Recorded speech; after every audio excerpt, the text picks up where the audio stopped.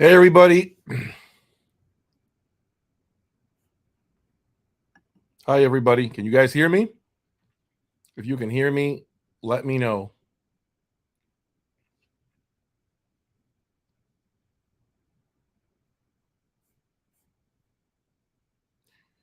Let me know in the comments section if you are able to hear me loud and clear. It's very important. Thank you, High Res Audio Costa. Awesome. I'm glad you like I'm glad you liked the last few videos that you have watched. Hopefully, in case you are wondering, the intent of this live stream is to give everyone an opportunity to perhaps ask me questions about tube versus solid state. And I might do something different today. I might actually let people click a link and perhaps join me in the live stream. So I urge you, if you right now are not looking too good, if you need to wash your face, if you need to sit in the right chair or the right room, please do so right now. Okay, so get comfortable. We're gonna have fun today. I have the next hour and a half to share with you before I have to continue to do family stuff. So please get ready because I'm gonna open the mic up today and I'm gonna literally put you front and center. I'm gonna make you join me on video. Okay, so please, if you want to be part of the conversation, please turn on your cameras, okay, so it gets a little more personal and a lot better. It is important that we let audiences see, okay, us talk and essentially have a very healthy discussion. So over the last 10 days to 2 weeks, you have seen, of course, the Apex Griffin stereo amplifier show up on my channel. And of course, you have seen several people come in and out. Elliot Goldman from Bending Wave. You have seen Mike Bovaird from Suncoast Audio with Buddy, who is a customer of his, and of course, someone that I text with. I consider him a friend. Hopefully, he does too.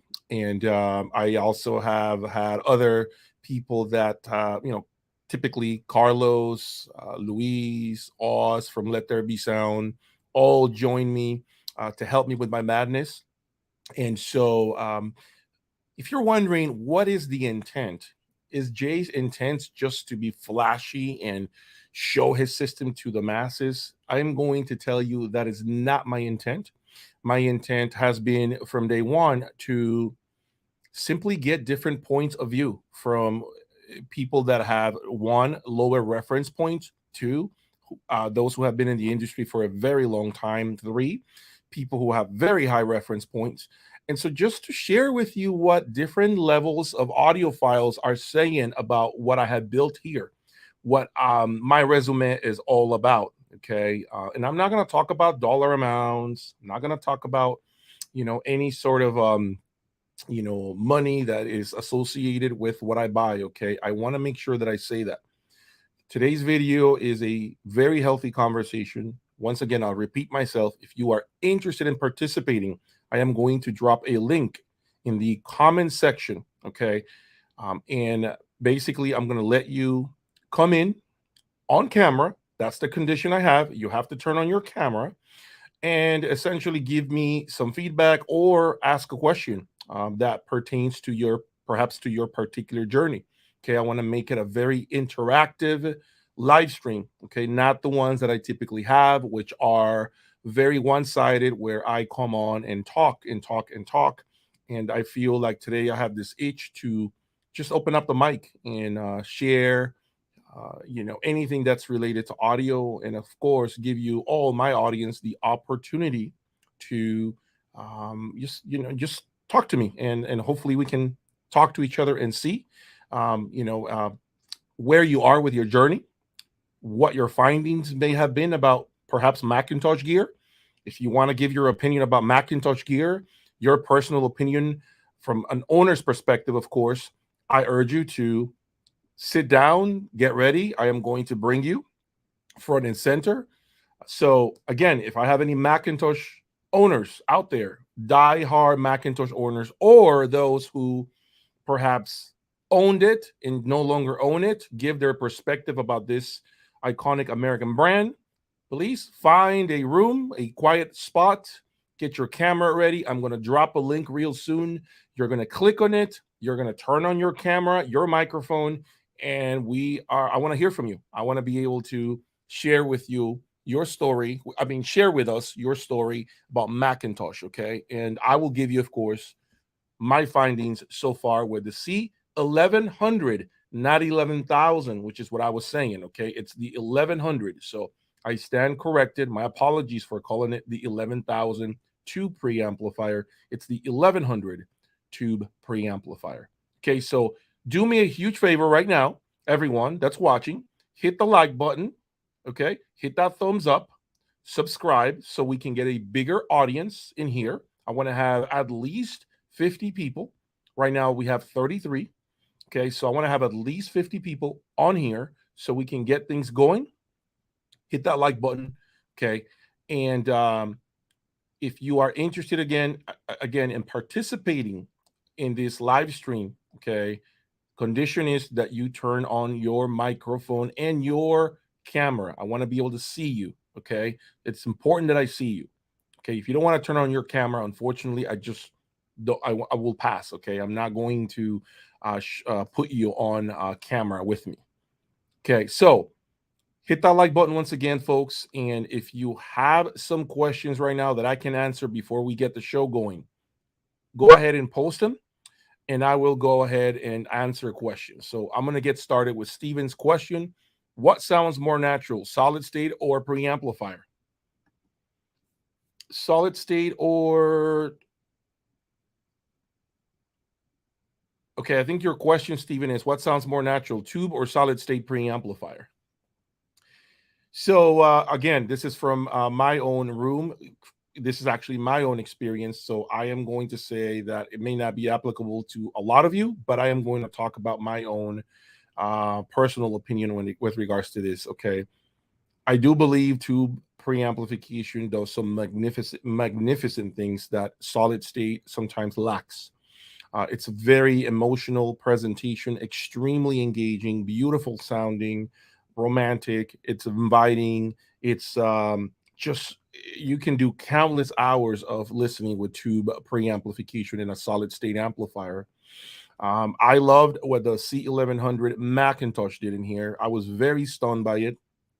But of course, as I sit down and began to take notes and noticed what it doesn't do, that's when I found out, its deficiencies. Okay. So remember the initial impressions of anything you're doing with regards to audio, any component you're bringing, any particular piece of gear that you have. I want you guys to understand one thing. Okay. The initial impressions are more oftentimes take them with a grain of salt.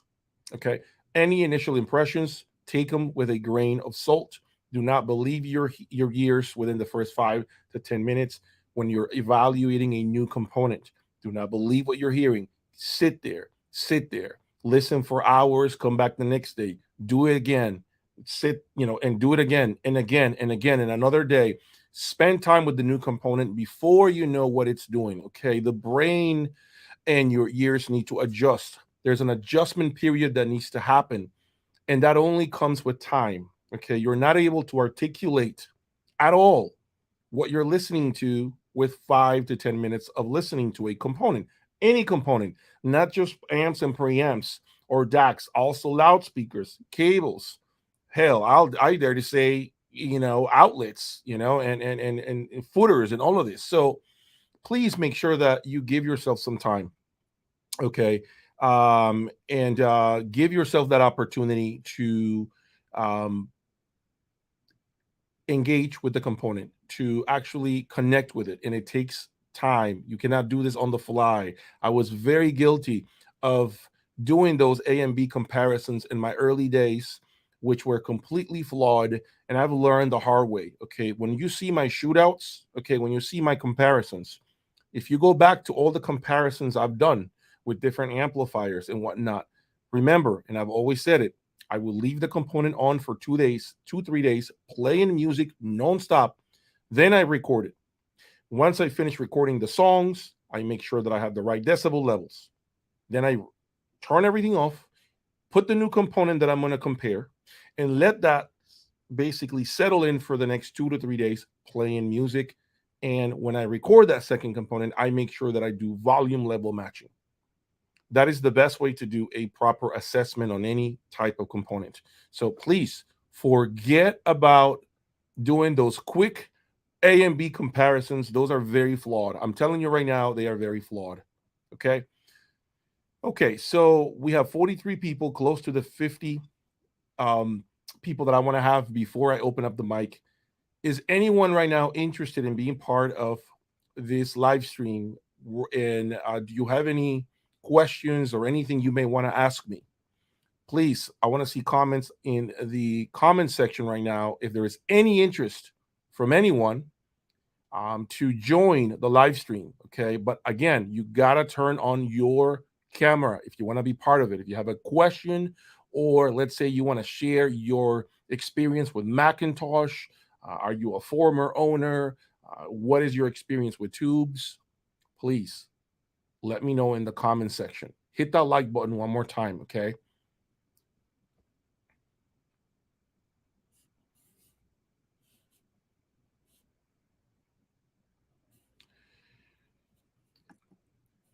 Tom, absolutely.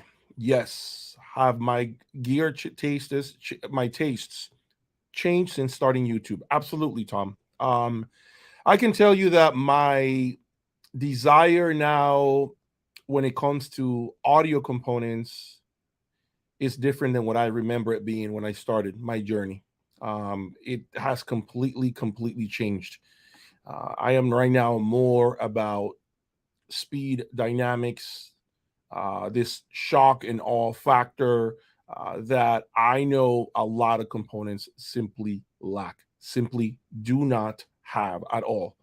Okay, so it's very easy to insert a tube preamplifier into any component and make it sound beautiful, engaging, smooth, and have countless hours of listening sessions. It's very easy to do that. Anybody can do that. How about you try to build your system around, real powerful dynamics and dynamic contrasts, the swings, the speed, the bass that's articulated top to bottom. How about building a system around those attributes? Try that. Try that and let me know how hard it is. That's very hard to capture, extremely difficult. It's not easy to do. To me, building I wouldn't call it slow or sluggish, but I mean, tubes tend to be on the slower side of things. To me, that recipe works, but anybody can put together that recipe. Anybody can put a tube preamplifier and a solid state amplifier and come out with great results. I mean, that's pretty much you can book it. You can count on the fact that that will sound good in most systems. Okay, that's not hard at all. But go ahead and build something that has quickness, immediacy. Go ahead and build something that will startle you with dynamics. Go ahead and build that. See how long that takes you. See how long it'll take you to build a system that does those things. It's difficult.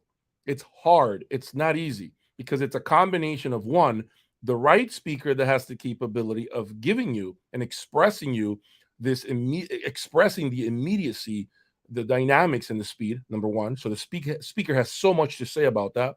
And number two, the right amplification and preamplification plus the source.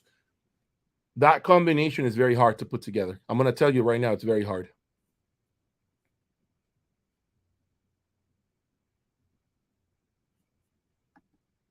Larry, low budget, 7-year-old, disabled, retired, burning fingers on tube gear since age 11, repair tech designer. Oh, well, Larry, I mean, there's nothing wrong with having affordable stuff, Larry. I mean, there's absolutely nothing wrong with that. I didn't start with any of this. I didn't start with this level of electronics. I've just been blessed to be able to walk this path, connect with people that have been very instrumental to my success, working multiple jobs. And so that's really how I landed here. But I'm going to tell you right now, there's no shame in having affordable electronics. There's no shame in building a quality system when you're on a budget. I will be very real about something, very sincere about something that I have probably never said openly to my audience. Okay, you ready for this one? Oh, you won't believe it. I actually had more fun when I was playing with affordable gear. How do you like them apples? I had a lot more fun when I was playing with the Polk Audios of the world, NAD amplifiers, Marantz amplifiers, Rotel amplifiers, yes, Macintosh amplifiers. I had a lot more fun. Martin Logan 15As, and at that point in time, they were called Martin Logan Montes. I had a lot more fun when I was playing with affordable gear. A lot more. So you might be having more fun right now, Larry, than I am having. Believe it or not, you might be having more fun. Dynamics, speed, slam is the biggest difference recorded in live music. So I have to agree with you, and this is probably why I'm so attracted to to these dynamic contrasts that my system is displaying. I'm so attracted to the holy grail of resolution that I have, and of course, everything that my system displays every single day. I'm not going to say that if you walked into my room, you're going to love my system. As you saw on the last few videos, Mike and Buddy, they liked the C1100 preamp, rightfully so. I thought it was a great preamplifier. I totally get and understand why they loved it, 100%. But it is about preferences, and my preferences lie more on the neutral, quick, and dynamic type of presentation. So I agree with you 100% though. Live music, I need to do a lot more of that. I need to get out and listen to more live music. I don't think I do a good job at getting out there and listening, but I think I certainly should do more of that. I really should engage more and understand the natural attributes of an instrument, of a drum, of a trumpet. I want to hear the characteristics of an instrument while it's being played live in front of me, because I think that's when I can come home and see how close is my system to that, or how far away am I from presenting the real venue. Which, by the way, my opinion, of course, is the fact that I don't believe at all that we have the capability of displaying 100% what a live venue sounds like. I don't believe it for 1 second. I don't believe that if you go to a classical music concert and you're in the front row listening to this amazing presentation, I don't believe you can replicate that at home. I don't believe it. I think we're doing great progress getting closer to the real event, to the actual event, but I don't think we are there yet. I don't believe there's any system in the world that can display a real live performance. I think it can mimic it quite well, but it's definitely not anywhere near close to what the real thing is. Guys, do me a favor, hit that like button. I'll continue to take questions. If you have any interest in being part of this live stream, if you have any experience with tubes, if you want to share that with the audience, if maybe you want to talk about Macintosh gear, what was your journey like? What did you like or dislike about this brand, or any other brand for that matter? Let me know in the comment section that you want to be part of it, and I will drop the link in the comment section, so you just click it. And just make sure you turn on your camera, okay? Because I want to see you. And then we can have, I can give you 5-7 minutes of my time for you to, talk to me, and of course for everyone to listen to your experience. Okay, I would love to bring you in and make you part of this live stream. See, I don't have any experience with Alnick. Never heard of it, to be honest with you. Don't even know where it's from. Never seen a picture of it, so I couldn't tell you. A lot of the experience that I have with tube gear is primarily around VAC, Macintosh, audio research. I think those are, and maybe some PS Audio in the beginning stages where they had those BHK 300 monos being a hybrid design, as well as their matching preamplifier. But I think as far as tube gear, that is as far as I go. I haven't really ventured really deep out there with, like, for instance, I haven't tried Rogue Audio. I haven't tried what are Aeon, I think it is from Australia, or I haven't gotten into that. I just don't want to get involved with I don't want to get real deep into the tube world, if that makes sense. I'm afraid of venturing too deep into this type of audio component.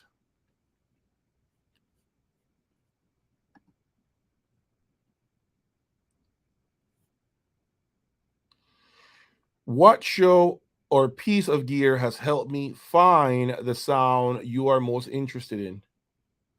I want to say, you know what's funny that you're asking me that. What piece of gear?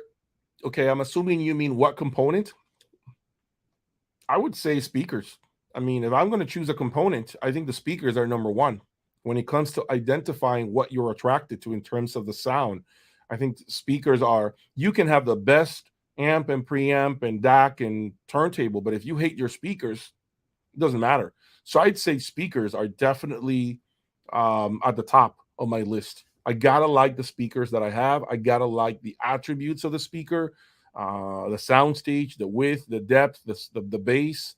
And once I have that, then all I can do is improve upon those attributes by matching it up with the right amplifier, preamplifier, DAC, source cables and whatnot.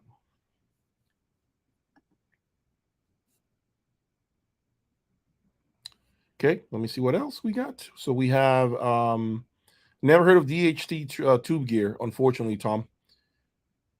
Guys, do me a favor, hit that like button. Let's call on more people to join us today. It is 2:13. I'm going to be doing this for some time. If you are interested in joining me on this live stream, if you want to be seen on camera so we can talk about your particular journey, perhaps with tube gear, Macintosh electronics, or maybe you want to present a different point of view. All I ask is that you turn on your camera, click the link, and I will let you in. Okay, so you can share your opinion with my audience. Okay, with everyone around the globe that's watching us right now. Let me see.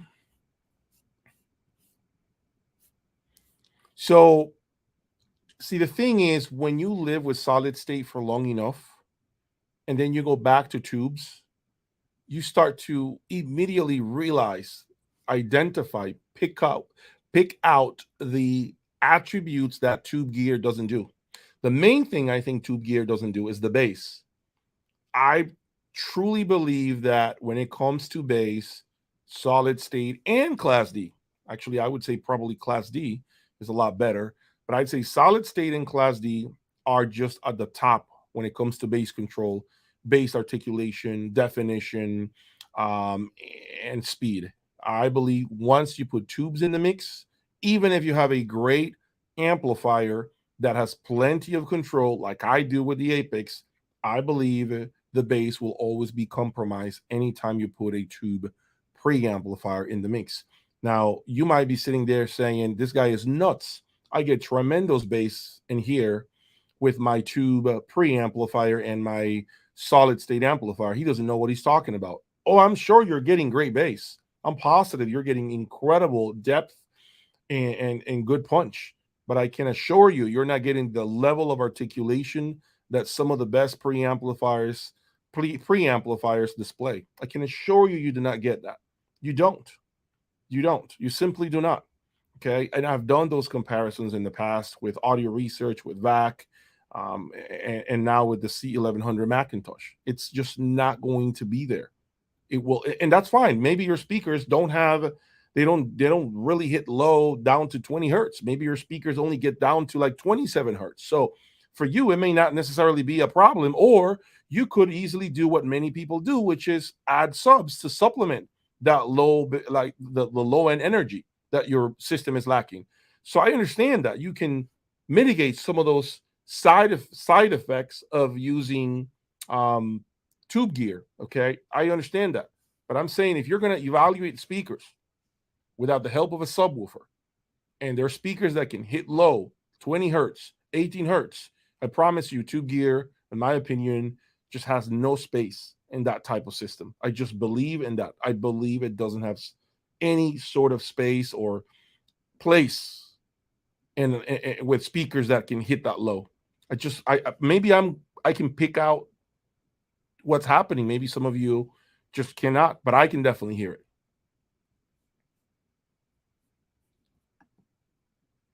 Do I have any advice on speakers around 10K?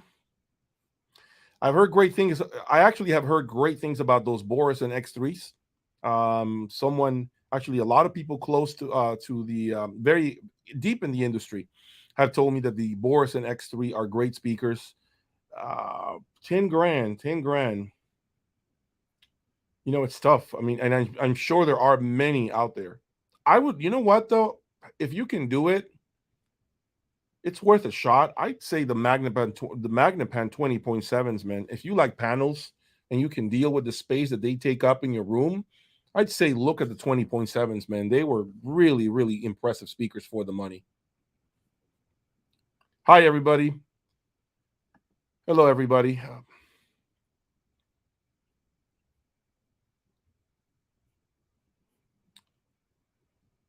Okay. Okay, so let me see. Paul is asking, what was your favorite Polk audio speaker? I think my favorite Polk audio speakers were I think they're called LS9s or LS7s. They were bookshelves. Those were great speakers, man. Those were really good speakers. LS9s or LS7s. I can't remember. Those were definitely my. I loved those speakers when I had it, those Polk audios.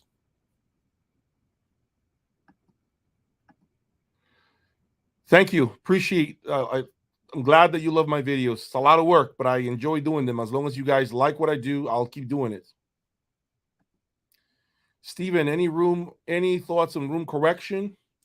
Room correction, I can see the value when it comes to using room correction. For example, you have a family room where your system lives. The wife is not going to let you use acoustic treatments. Then yes, you probably could utilize some room correction, right? But I feel like the first step should be getting the room treated, doing the work manually instead of systematically, instead of using a system to help you correct the issues you're having with your room. I think if you can correct them with the right room treatment, do that first. Okay, I'm not saying it doesn't have place. For me, I just feel like room correction, for me, and this is my opinion, okay, I prefer to use it for my home theater than my 2 channel. If I have problems with my 2 channel, I try to figure out where that is. If maybe I need bass traps, if I need more diffusers, absorbers, I don't really know. I look at it that way instead of fixing things with room correction. Hit that like button, folks, please. If you are interested, I'll ask again. I can drop a link to this live stream within the comment section. If you want to join me, if you have questions and you're willing to turn on your camera and ask me, I am willing to let you in. If you're interested, if you're interested, please drop a comment. Let me know you want to join the conversation and tell me what is it that you want to talk about.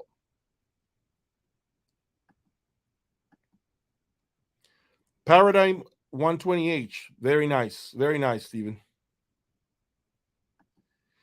Have I ever tried the ARC Ref 750Ss? I have heard them, never tried them. I almost bought them about a year ago. The problem with those amps is they run too hot, and my room is just going to be really hot real soon, real fast, and I won't be able to listen to them for long periods of time. So that's the main reason why I never really bought them. And they're big, they're heavy, they take like 30 tubes. It's just too much, way too much effort. And I'm not saying they sound bad. It's just for me and what I do, just doesn't fit my model, my journey. It doesn't.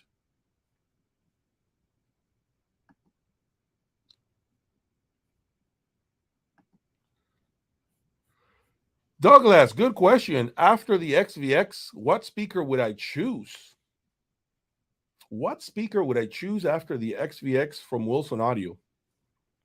Well, first and foremost, I am a believer that although I haven't heard the whams, and maybe I should in the future, I'm a believer this is the best speaker Wilson Audio has ever built, the Chronosonic, ever, period. I don't believe there is a better speaker in the history of the brand. Okay. That's number one. Number two, yeah, I'll say it here in my live stream. In my live stream. Okay. This is the best speaker I have personally owned, the Chronosonic XVX. Best speaker ever. Is that a surprise? No. $350,000. It shouldn't be a surprise. Okay. It is the best speaker I have ever owned. No doubt. But what speaker could replace it? Well, if that ever were to occur, first of all, I got to say this. Whatever speaker that is, I am 99.99999% sure it will probably be a step down from the Chronosonic. That's number one. Okay. So I have to be mentally ready to understand that I will go down instead of up because I am not going to spend more money on loudspeakers. No interest in that. Okay. Let me get that out the way. What speakers? I could say, I'll say this. I don't know yet, but what I can say is the following. It will not be a Wilson audio speaker, what I replace it with. Okay, that's number one. Let me get that out the way. It will not be a Wilson audio speaker that I replace it with. If my XVX left, I have no business, at least for the next 12 months to 24 months, with buying any more Wilson audio speakers because, as I said to you earlier, this is the best Wilson audio speaker there is. I don't give a damn if they have Alex V's WYZ, Sasha XYZ, and Alexia XWX. I don't give a damn what they come out with. Nothing. I don't care if they have a new revision on the tweeter. I don't care if they have a different mid-range driver. I don't care if they're working on their 10th generation of the composite material and the footers. It does not make a difference. None of the stuff they have beats the Chronosonic. Even though the Chronosonic does not have the latest tweeter, even though it doesn't have the latest mid-range driver, okay, it still beats anything else they have. Okay, so I have no business buying more Wilson audio speakers. If I were to sell my Chronosonics, and that day will come, I don't know how soon, but I'm sure that day will come. Okay, and you probably will never see them online. So if you are watching me and you are a person that is waiting for me to list my Wilson Audio Chronosonic, I hate to break your heart. This speaker is never probably will ever hit the used market, at least coming from me. Okay. If I sell it, it'll be through a conversation, perhaps with one of you privately, and the speaker might go that way, but it will never be listed on the used market. Okay. I want to make sure I say that. So that said, I don't think it will be a Wilson Audio speaker. And what brand could replace it? I have ideas. I've been thinking about maybe a Euro brand, maybe a Title, maybe a Zeloton, maybe a Martin loudspeaker, maybe a Rockport, perhaps, which is an American brand that I haven't explored. Could be wow. There are many options out there that are very enticing, but I really do not know which brand I would choose.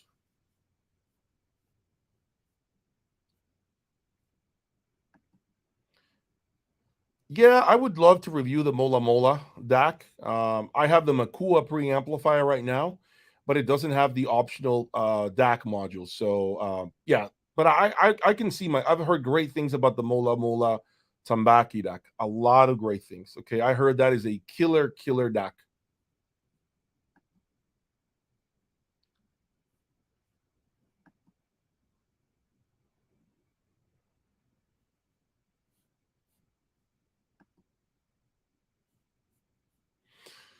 Carlos, have I spoken to XVX owners?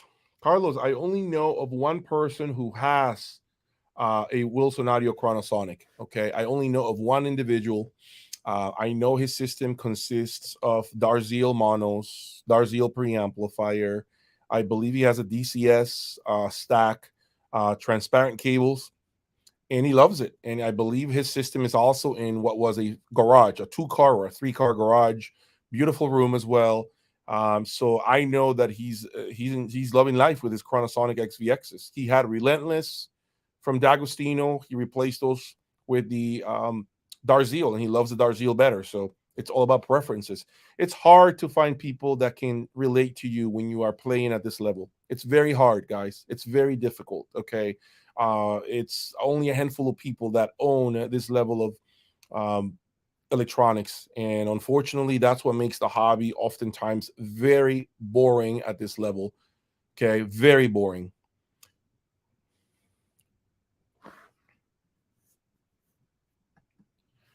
What do I think about BMW? I really don't have an opinion. I know that the D4s are great. Um, they have tremendous, you know, value, a price point, the performance proposition, price performance proposition is high on with the BMW line. I keep hearing great things about the D4, but I, for some reason, don't find the line, and I could be wrong with what I'm about to say, but I don't find the line as prestigious as it once was. Everyone wanted a BMW speaker back in the day. Everyone wanted to bring it home. Everyone was thrilled to own a BMW speaker. And I really don't think that's the case anymore. I think that the reason why we are seeing that is because many other brands are entering the high end and offering speakers at that particular price point. So I think consumers just have a lot more options today. And I think that's one of the reasons why I haven't seen a ton of buzz with the new BMW D4 lineup, if I'm being honest here.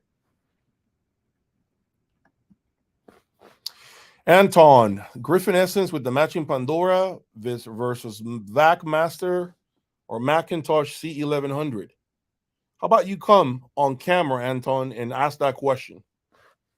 If you're interested in being part of the live stream, okay, let me know and I will put the link. You'll click on the link and I'll bring you in so we can talk about this, whatever question you may have. So we can talk about your questions and any topic you really want me to address. Okay. So if you have questions, it would be cool to be on camera and ask them. Okay. I'll be more than happy to bring you on camera and allow you to ask questions. Do I believe in upset? Oh, yeah, compulsive disorder. I believe in that. Yep. CD-ROM. Yep. Yep. I believe there is some of that. I believe, as a matter of fact, I think this hobby can unfortunately feed some of that. Some of this can actually enhance, I would say, this disorder. I believe that. I get some of that too. I get some of that obsession compulsive disorder. I believe that. I feel that at times. And I think my system triggers that because I'm consistently trying to fix something or make it better or it doesn't sound good, or I'm constantly evaluating things, and it can definitely make you feel like you are just too obsessed with this, and it's not healthy.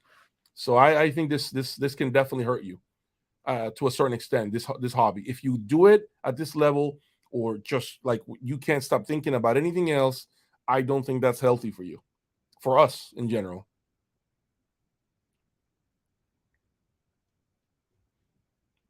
I just talked about this, about the 750 50 monos.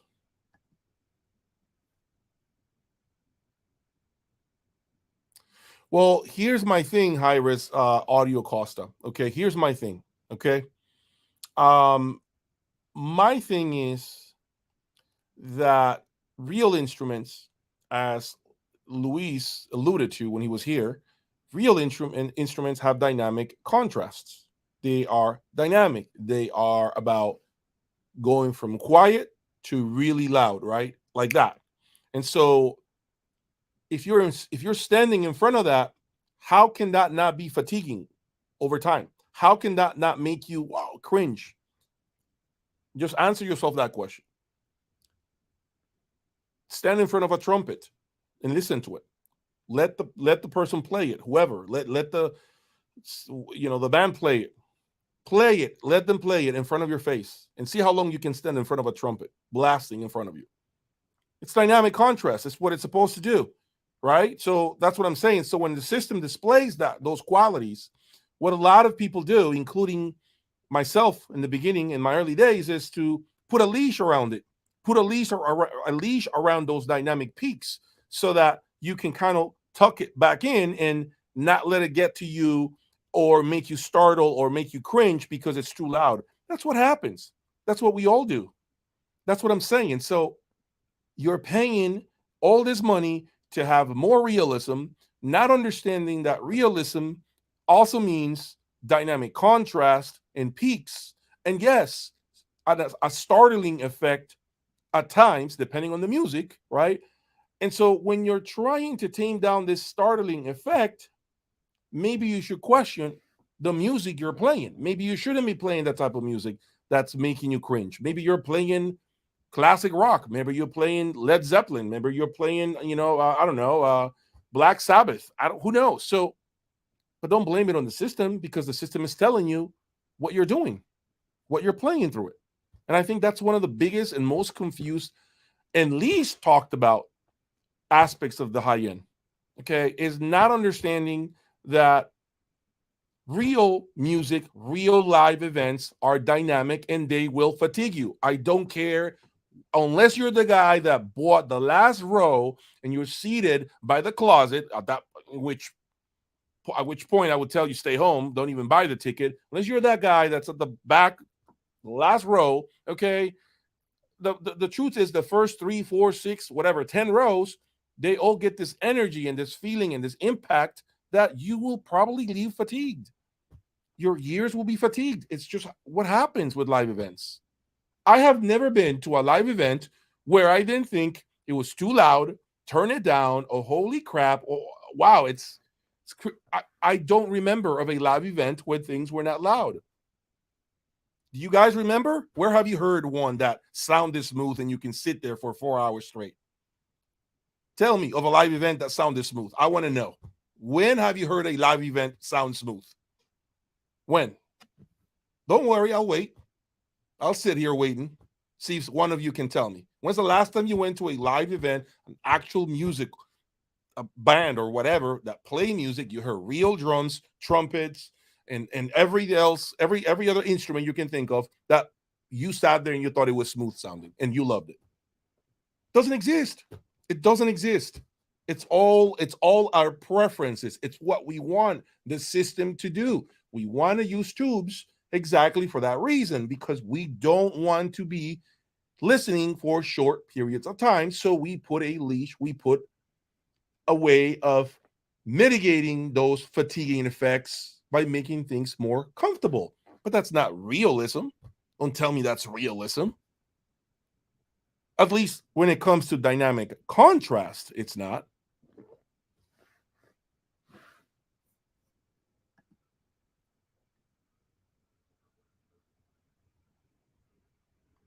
Yeah, real instruments can hurt. You know how many times people, a matter of fact, the other day, I met a guy at the supermarket.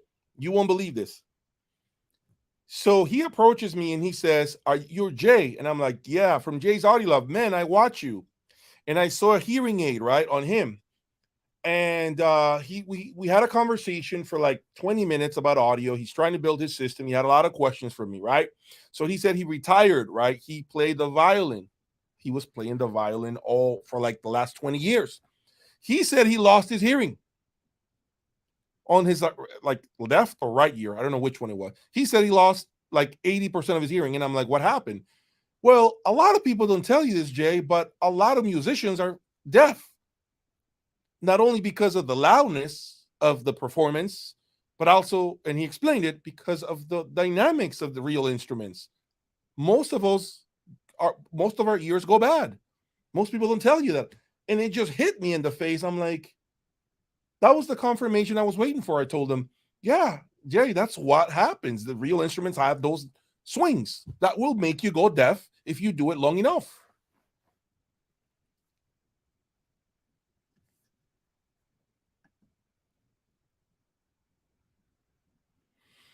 Paul, how many hours a week do I listen to my system? I would say right now, probably 4 hours, 3, 4 hours, I would say total. That's about it. And I am 3 to 4 hours, more or less. Hit that like button, folks. Let's get more people to join us today. We have a great amount of people here, great crowd. If you are interested in joining me right now, let me know in the comment section if you want to, if you have maybe feedback, if you have a question, or you want to share your own experiences when it comes to tubes and solid state gear. I am more than willing to send you a link in the comment section so that you can join me. All I ask is that you turn on your camera. If you're interested, drop me a comment. Let me know you are interested. Let me know you want to ask me something, or you have something to share with us. I agree with you, Tom. Gotta wear protection at a live event. And I mean ear protection. I want to make sure I say that, all right? Hearing aid, hearing protection, or whatever. Earplugs. That's the protection I'm referring to. Hopefully, that's the one you're talking about.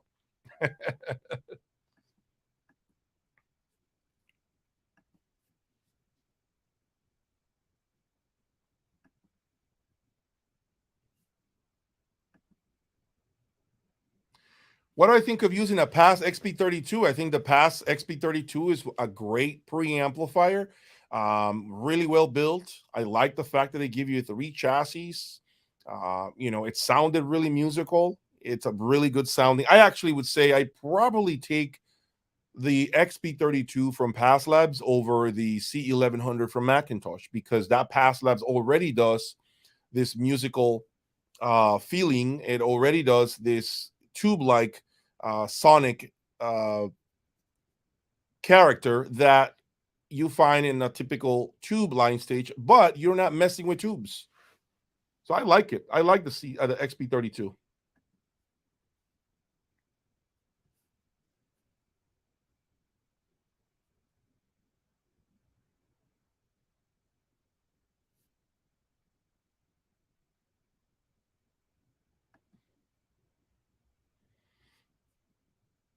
Yeah, Audio Life. That's a good speaker, man. Think Team. I like it, man. I like the Think Team speakers. It really is a musical speaker. That tweeter is super musical, super engaging. I remember when I talked about them. I'm glad you bought him, because of my video was a great influence. I'm glad that you thought that way. I liked it. I thought it was a great speaker, the Think Teams. Kim.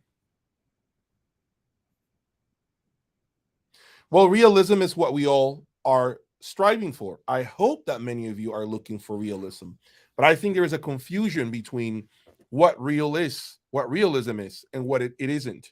I think there is a confusion there. Okay. For me, realism is, if I go out to my patio right now and I listen to the wind, and I listen to the birds chirping, and I hear the freaking cars in the background because I have the highway really close to me, and the trees shaking and all of this, right? To me, it doesn't sound artificial, but there are many speakers that can make things sound artificial. Okay. Kind of like what Hollywood does, right? If you think about it, how many times have you watched a movie in which someone pulls out a knife and it makes this loud sound, right? When someone's pulling a knife, do you hear knives make that noise when you're pulling them out? When you're ready to chop something up, do you hear knives go shh? Is that real? No, right? That's all created for the movie, for the performance, right? So I've seen that more and more and more with music, with what they're doing today. It's not, and I think people confuse realism with what I think is incorrect. I feel a lot of stuff out there is enhanced to sound good, but it's not real. It's not real sounding. It's just to attract you. But if you're smart enough, you'll know that that is not how a real instrument sounds, or nature sounds, or an exhaust from a car sounds. It isn't.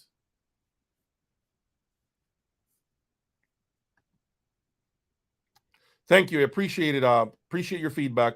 I'm glad you like the channel.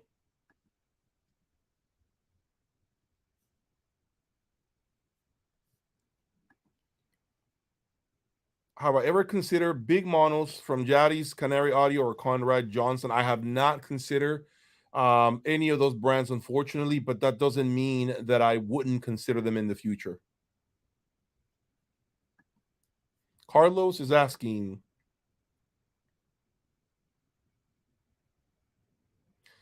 Do I think tubes will evolve in the future? I don't. I mean, anything is possible. I'm sure that there are some brands trying to make them a lot better sounding, but I think that the main reason of going with tubes is the harmonic distortion and the sweetness and engagement factor. So I feel like if they start tampering those sonic attributes, they are going to now make tubes sound like solid state, which defeats the purpose. So I think the flaws of tubes actually are what makes tubes special, if that makes sense. Okay, the fact that they have, loose bass, they are not the most nuanced. I think those are actually things that make him sound so engaging because you're not really overwhelmed with the amount of detail, with the amount of information that solid state components usually give you.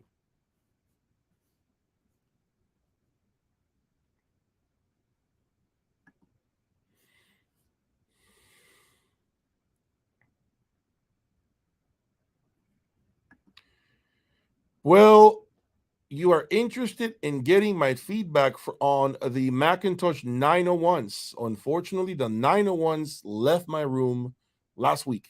I no longer have the Macintosh 901s. You will not see them on my channel. Okay, so that's your answer.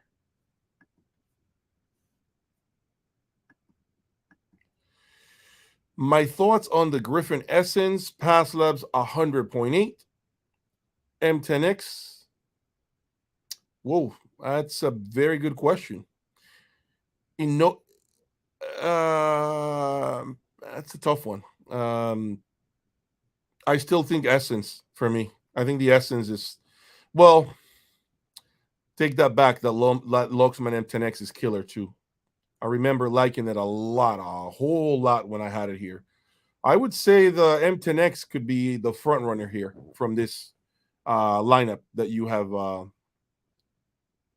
put in front of me. I'd say the M10X, but it's all preferences. So if you told me you prefer the Essence, I can't argue that either. I'd say the Luxman M10X can definitely shock you though.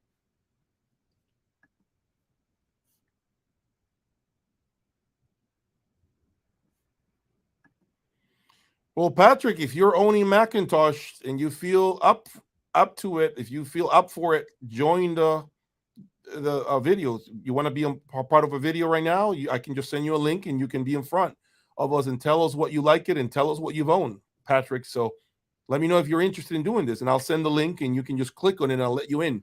Just make sure you turn on your camera. Hey, Hi-Fi Symphony, how are you, man?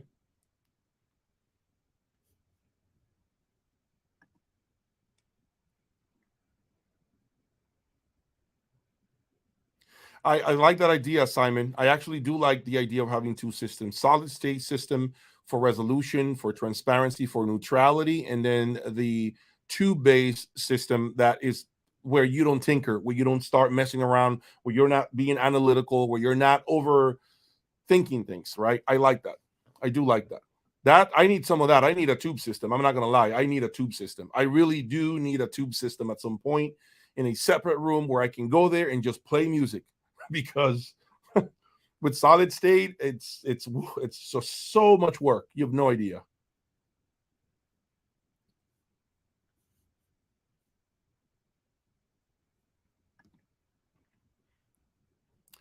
Well, JSB, don't look for perfection. So, okay, so looking for musicality, not perfection. I agree with you. I don't think there is such thing as perfection in any walk of life, any industry, and any subject that we may be talking about. I don't think there's perfection. Nothing is perfect on earth. But I can tell you that musicality is also a term used and thrown around oftentimes by many of us, but very few people really understand what that means. So that's where the confusion oftentimes lies.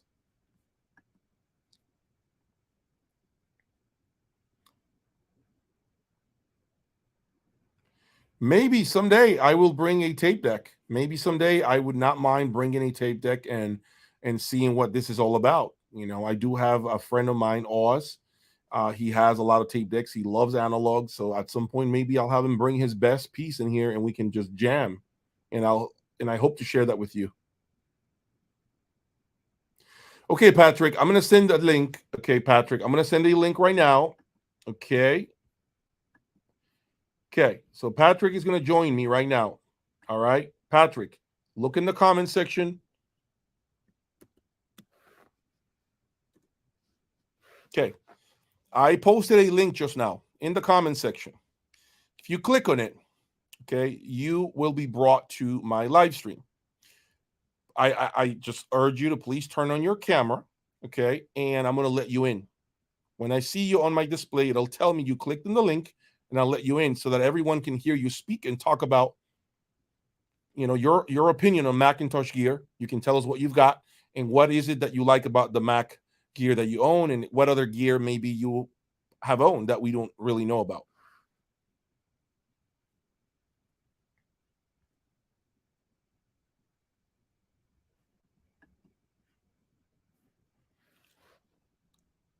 If I'll just listen to the shit they play. I hear you, JSB. Hey, I can't blame you for that, man. I hear you. I hear you loud and clear.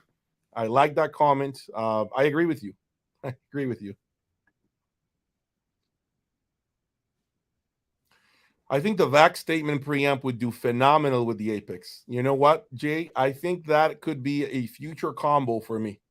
Future combo for me. That VAC statement preamplifier, I can see that here.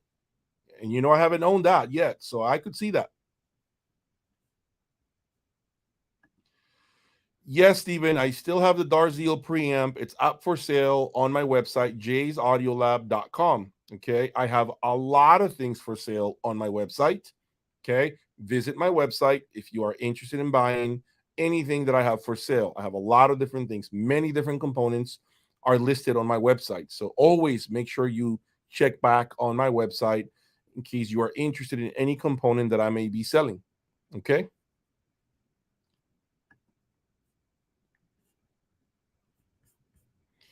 All right, here we go. We got Patrick.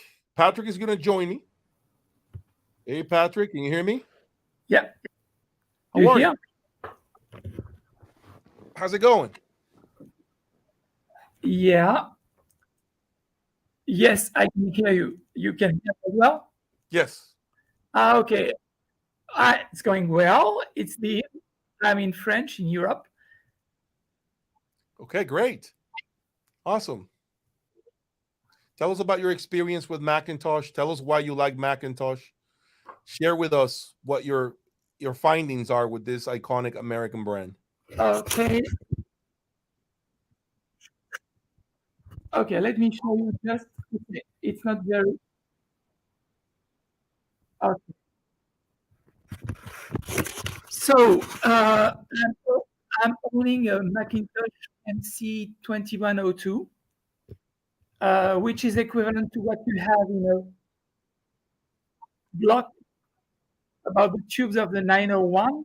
In one block, you have what I have in the stereo block there, 16 tubes. I like very much the outcome of this amplifier.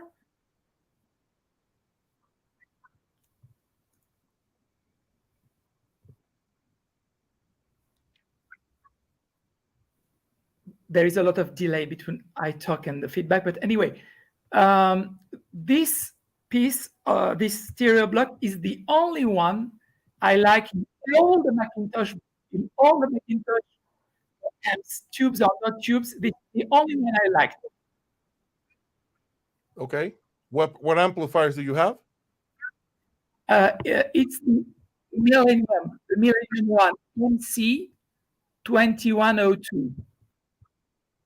Got it. Never owned it. Okay. And so you like, what other brands have you owned?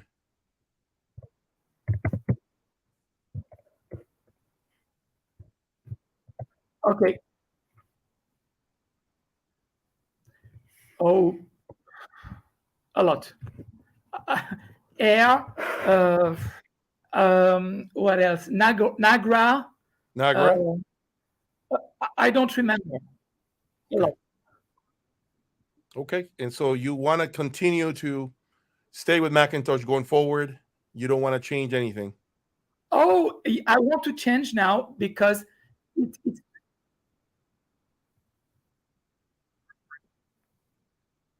no, no, no. I want to change because tubes.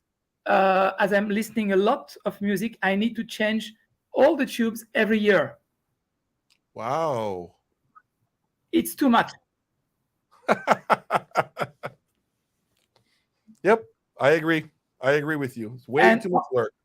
on top of that, I have a tube preamplifier, a Jadis one, and in in the yes, and to add on that, in the Jadis, I found out some new old stock tubes from the 60s, hard to find. I spent tons of hours listening to tubes, choosing pickup, and those tubes that you find are tubes from the 60s. You are not sure that you can renew it when they are dead. I'm not sure I can buy them again because they were produced in the 50s or the 60s. That's why Right. I would like to get out of this. Understood. Makes sense. Yeah.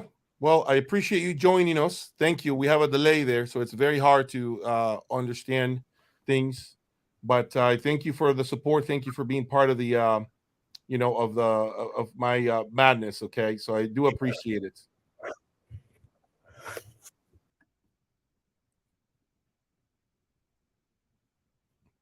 Okay, so that was someone in France who loves Macintosh gear. He likes it. He is really also at the same time kind of getting tired of changing tubes every year. So he's saying now he's looking for a solid state option, which makes a lot of sense. But at the end of the day, you know, you have to remember that it's all about preferences. So whatever you all like is ultimately what matters. Not what I like, not what your buddies like, not what your neighbor likes, not what your mom or wife likes. It's what you like. That's what matters at the end of the day.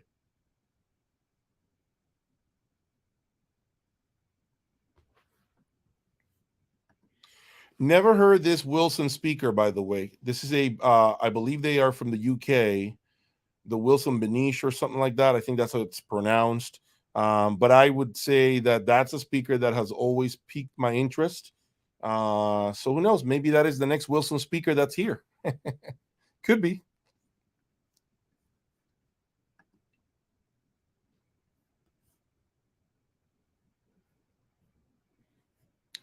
So at the end of the day, what is it that we're thinking about here today? We're thinking about tubes versus solid state. And you are the ones that have to make that decision. Okay, whatever it is that you are into, it's completely your personal taste, your flavor, and whatever checks your boxes. You pay for the gear, it is your cash, it is your hard earned money. Therefore you should build a system that you love. You don't need any validation from anybody else. You certainly do not need to be doing what I'm doing by bringing people to my channel and asking them their questions or anything like that. Because you know what? Just enjoy it with your loved ones, enjoy it with your friends, play music, have some drinks, and forget about it. The world is too difficult out there, too much stress, wars, all kinds of problems, and crime, and just all sorts of stupidity. The last thing we need is to make this hobby also stressful and combative. Basically make it a way of us being separated instead of united, right? Instead of being united. I think that's one of the biggest things that we need to always remember. So I want to close out this by saying the following. I have a new component besides the preamplifier that you do not know what it is. Besides the two DACs, I have two different DACs that you know nothing about in here. I just actually took delivery of the second DAC yesterday, which is right now installed in the rack and getting, a warm up. Okay. A warm up workout. I will say this to you. I have a new component, flagship component, top of the line component from a well known brand that will make an entry, hopefully by the end of September. So in about 3.5 weeks or so. I think you guys are going to love this new component. Big component. It is going to make your jaws drop, and it's going to be a new direction, I think, for the lab. But all I can ask is to continue to support me, turn on your notifications, and make sure that you tune in every time, because I will be releasing a component that I have never owned, a brand I have never owned. First time with this brand, finally pulled the trigger, finally decided it was time. The stars align, and I bought, unfortunately, a very expensive component. Bought it. It's here. It's been here for about a week, and I am excited to share that with you, hopefully in about 3.5 weeks. I promise you, it'll be a new sound for the lab. That's all I'm going to tell you. Brand new sound from a very well known, reputable brand. And you're going to like this. You're going to like this. You're going to really, really dig this one. Okay.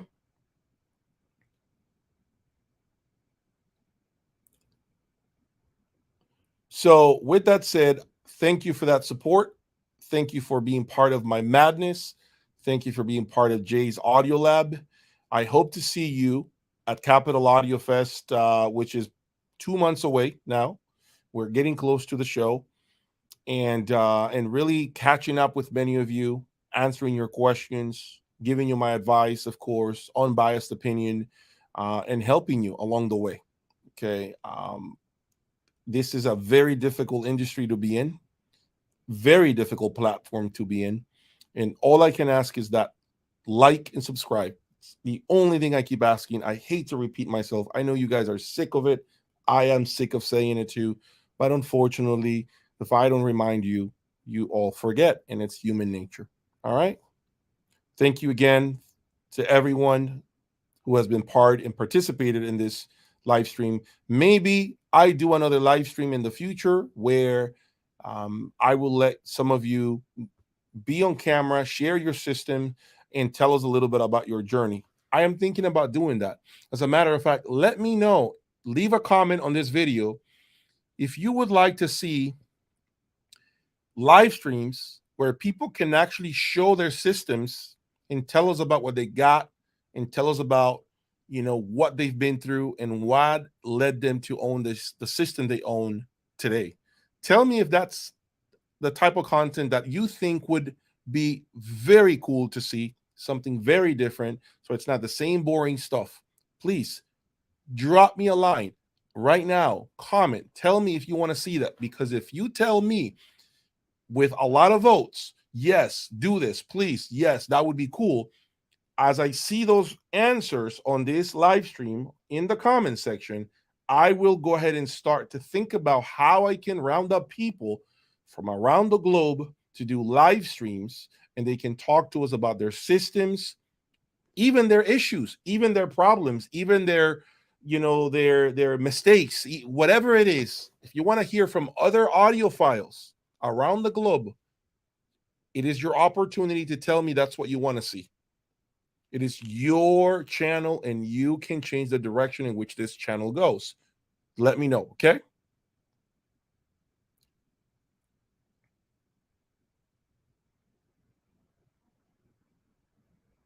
Okay, so just leave me your comments underneath. Tell me you want to see that. All of you watching right now, if you want me to showcase systems, real time, live, like right now, with people who are like you, very passionate about the hobby, and you want them to, they're not afraid to show what they've got and tell us what they've learned, and talk about their room, and or issues or pain points. If you want to hear from people around the globe that can share their passion with regards to this hobby, now's your time to let me know that that's what you want. Okay, comment below.